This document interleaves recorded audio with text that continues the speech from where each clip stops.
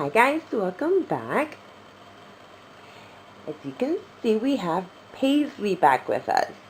And we're gonna switch her out of this warm sleeper into a summery outfit while I answer the 15 question tag. Yeah, that's what it's called, 15 question tag. Also, keep in mind that, as you guys know, I'm into my nails, and here and there you will probably see a video where my hands look wretched.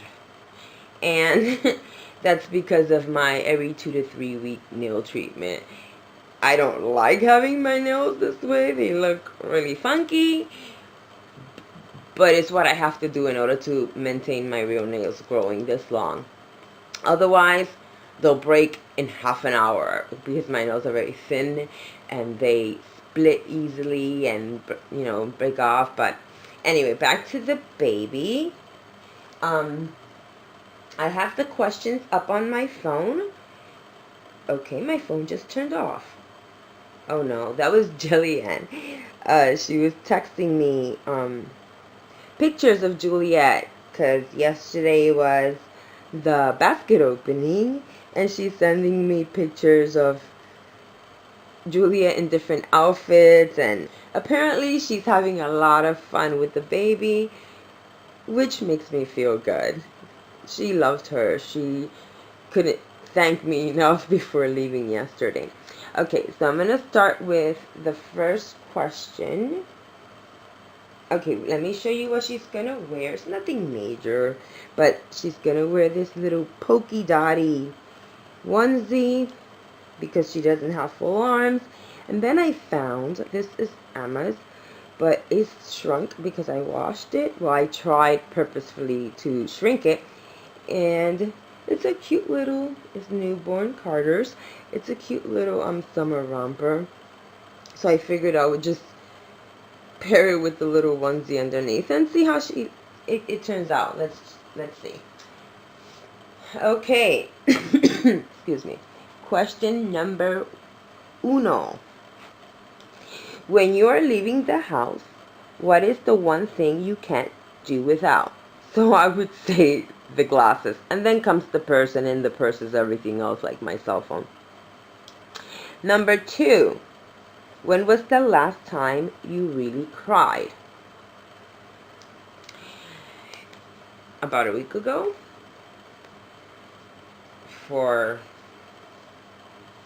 Yeah, I'm going to leave it at that. A week ago. 3. What was the best memory that makes you smile when you think about it? Hands down, that's the birth of my children.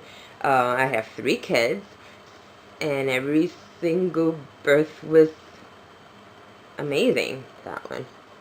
Number 4, recent obsession. This one is gonna be really out there because I'm not a candy person. And so when it comes to obsession, I'm thinking, okay, what am I really, really into? And the only thing that comes to mind is candy. I am not a candy person. I've lived my whole life without being one of those people that likes candy. I don't even know. Oh, I heard it mentioned online. Somebody talking about, have you ever tried these candies? And so they're called trolleys. I could show you a bag, but I ate them all last night. But they're so good. They're gummy worms, and then they're gross. I don't like eating things like that either. But they're really gross looking. They're like little sour gummy worms, and them things taste so freaking good. Every time I go shopping, I buy 2 bags, and I do not share with my children. So I would think it can be considered a recent obsession. Fears. I don't fear much. I mean, yeah, I wouldn't say, like, I'm not scared of spiders. Worms, when I'm gardening, worms just creep me out because they're gross. But I can say that I have a problem with water bugs. I don't know why, but I do. Some things scare the bejesus out of me. I don't know if something happened to me when I was a child or what, because my reaction is pretty strong when it comes to them bugs. And I lived several times in Puerto Rico when I was young, and they had them there, and they fly, and they have humongous chipped wings. They're just gross, and I could probably get a nervous breakdown and faint face first if someone would try and play a cruel joke on me and try to put one on me. It is so bad that if someone would offer me $1,000,000, like in that show Fear Factor, to lay like in a coffin like thing and pour a whole bunch of those water bugs on me, I would probably pass on the offer because I will die, and then I wouldn't be able to enjoy my $1,000,000. So I would say that is a big fear of mine, those disgusting flying things, and they're just freaking gross. I'm just gonna move on. I can't anymore. What illness do you suffer from daily? Illness. Aside from what I think is arthritis in my hands, I don't really have an illness. I used to suffer really bad with anxiety, and I've had a few rounds with depression in my life, which is, when you're in that state, that is a daily thing. But as of recent, I don't have a daily illness. Thank God for that. What is your favorite car? Honestly, I'm a car chick. I love cars. And I would have to say an Escalade. And although they're super expensive and I'm never going to get one because I cannot see myself paying that much for a car, but I do like an Escalade. I used to like BMWs, but now I have two of them. So I got to cross that off my bucket list. What car did you drive when you were 16, or your first car? I grew up in New York City, so there was really no need. You don't need a car unless you want a parking ticket every single day, or some sort of ticket, because that's all they do over there. And you can spend up to 2 hours looking for parking when you own a car in the city. That's happened to me. I've even prayed to God while sitting on the driver's seat, waiting for parking in front of my building. Sometimes 3 o'clock in the morning will show up and you're still sitting in your car waiting. And for that reason, a lot of people in the city skip having cars. It's really expensive. It's a pain. It's just a pain. Another thing, if you have a really nice car and you park it outside in the street, that's a huge risk of it getting broken into. So, but my first car, I got my driver's license when I lived in Texas. And my first car was a Jeep. What was it? Suzuki Sidekick. Yeah, that was my first car. To turn back time, what will you change? That one, of course, the first thing, to be honest, that comes to mind is my mom. If I can go back in time, I would make her come back and not be gone. I miss my mother terribly. I don't think a day goes by that I don't think of her. She was amazing, and I miss her every day, and that's the first thought that comes to mind with this question. 10? Oh God, am I mixing this up? Who has made a major impact on your life? Of course, I can easily say God. Without God, I don't know where I would be. My children. I mean, that question can be answered in so many. It can be answered in so many different ways, because I've had so much in my life that has made huge impacts. So for me to name one would be very difficult. Be when you grew up. I mentioned this before, I think, and that was when I was little, I wanted to be a vet or a photographer because of my love for animals. That was something that I used to dream about. Growing up, I wanted to be a doctor and take care of all the animals. And then a photographer. I got that from my mom. My mom loved taking pictures. She had hundreds of albums, and sadly we lost them all. What I would do to get my hands on those albums right now, oh my gosh, that would be amazing. But yeah, those are the two. Number 12. What have you done most as a profession? Okay, I studied in college, early childhood education.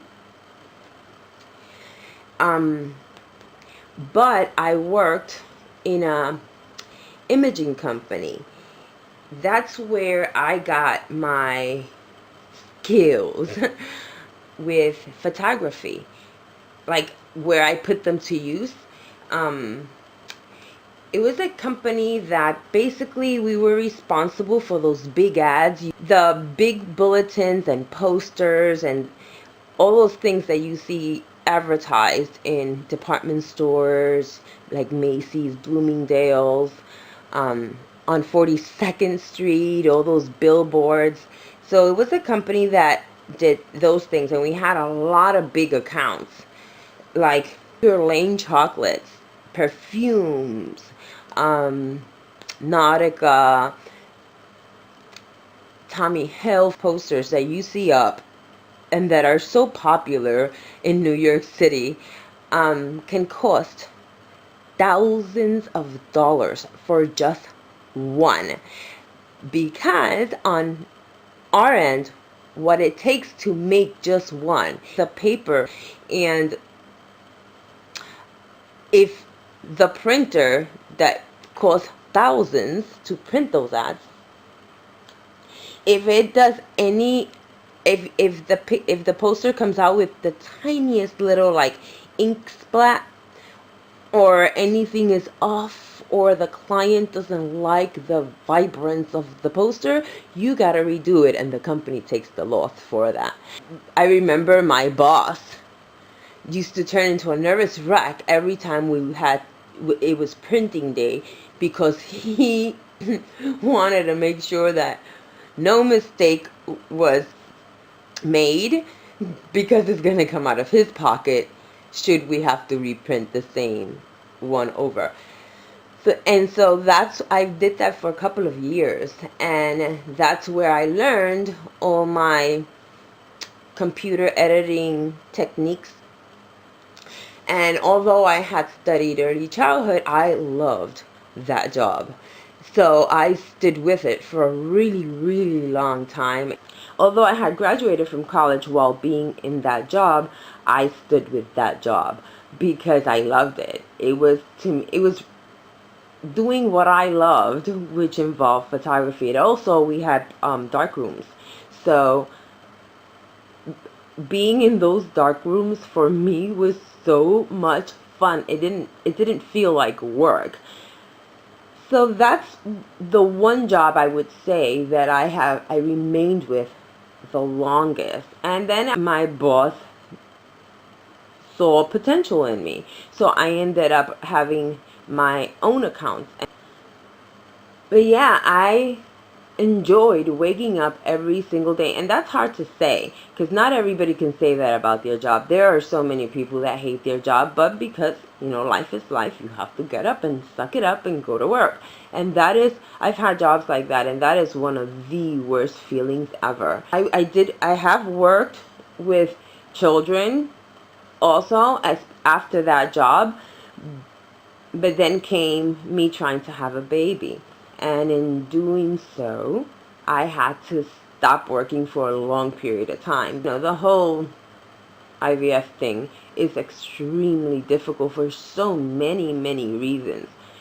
Not just because you are giving yourself shots at home. You know, that is horrible, not fun, but it's much more than that. I ended up having to get 3 or 4 surgeries before even starting my first IVF cycle. And that medicine, and you know, they manipulate your body. You know, what's supposed to come natural to a human body, that medicine forces it to do the opposite. And it's a roller coaster ride. I can talk hours about my experience with IVF. So because of that, I ended up having to stop working because I was sick almost every single day. Mind you, one IVF cycle takes 1 entire month, 1 cycle. Picture going through it at least 6 times back to back. So I wasn't able to work during that time. I was puking every single day. I was crying every other day. It was horrible, to be honest. And so that started my being a stay-at-home mommy. Then came the twins, and I struggled so much. I went through so much to get those twins that I didn't want to leave them with any babysitter. Although that's perfectly normal, and there are millions of women that have to go to work, which I admire. I was fortunate enough at that time in my life that I could stay home with my children and raise them myself like I wanted to. Embarrassing moment recently. Okay, I'm sure you guys from my videos, you might be picking up that I have a very funny personality. Everybody has always said that about me. I'm always joking around. I'm always laughing. So for me to be embarrassed, it takes a lot, because if something would happen to me that's embarrassing, more than likely I would laugh about it. So recently I cannot think of a single thing that I've been embarrassed about. One of my most embarrassing that comes to mind would be the time I fell in the snow. Who doesn't fall in the snow when you live in a place that it snows heavily? But this fall was a little different in that I was coming out of the market, I was doing groceries, and I didn't take my shopping cart, because you need one when you live in the city and you don't have a car. And I had like 6 bags, 3 on each hand, and it was a blizzard was starting, and of course everybody was out buying nuts and berries to survive the storm, and I looked like an old hag lady with 2 hats and a big fuzzy coat, and fall, but not just slip and fall. I fell head first, literally head first, inside one of the mountains of snow. My bags all flew everywhere. Oh my god, I still remember that day clearly. They flew everywhere, and I looked like a drowning snowman, because I'm flapping my hands and legs trying to get out this big mountain of snow. And when I finally do, I have snow on my face, up my nose. When I do, there's 2 guys standing right next to the mountain of snow with my grocery bags. And the thing is that when the groceries fell, all my oranges and apples and bananas, they all flew out of the bags. So one of the guys has one apple and a banana. Here, ma'am, to hand them to me. And I was mortified. It was just embarrassing as shit. Oh my god. I did not laugh at all. And I could tell that they tried really hard not to laugh because I looked a hot mess sitting on that mountain of snow. And they have my oranges in their hands. Whatever. I just walked home the rest of the way praying that I never, ever bump into those two guys again. Okay, and the last one is, at your age, what is the greatest lesson you have learned in life? The greatest lesson. Wow, that's huge. Also, so I've learned a lot of valuable lessons. And some of them I've learned the hard way.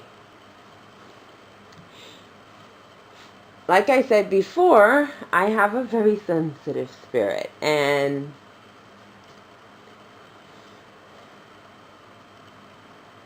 I can't deal with harsh people. I don't like mean people. Who does? But one of my biggest lessons has been that other people don't think nor feel the way that I do about a lot of things in life. Because I would get hurt a lot. I would always wonder, why would that person do something like that? And that is so mean or hurtful. I would never do something like that. How could somebody else do it? Whether it's a member of my family or close friend, whatever. I would struggle with that a lot throughout the years in my life. And I couldn't understand it. And I'm one that I can hold a grudge till the day that I die. So don't mess with me. However, although I am like that and I can move on and not look back, I can still get easily hurt. So for me, I had to learn how to accept that not everyone is going to have my heart or see things the way that I see them. And it doesn't necessarily make the next person horrible. Just everybody's different. You know, our building blocks are all different. And not everybody's going to say, I'm sorry. With the same sentiment that I would say it. Or what I consider to be incredibly mean to the next person, it might not be. And so what I learned is to accept that not everybody's going to think or feel like I do. But I also learned that if it's too much for me or I don't like their ways, just walk away and not waste my time in trying to make someone see things differently or change them for the better, because I'm not God. So I leave those people that I can't be with in God's hands, and I keep on walking.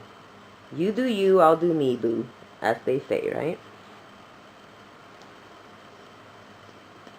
Who's behind this tag? Because normally I like to put it in the description box. So I'm not too sure who started this tag, and I'm sorry for that. But it was a nice tag. I have fun answering the questions. So thank you to whoever started the tag. And as always, the babies and I will see you in our next video. Bye, guys.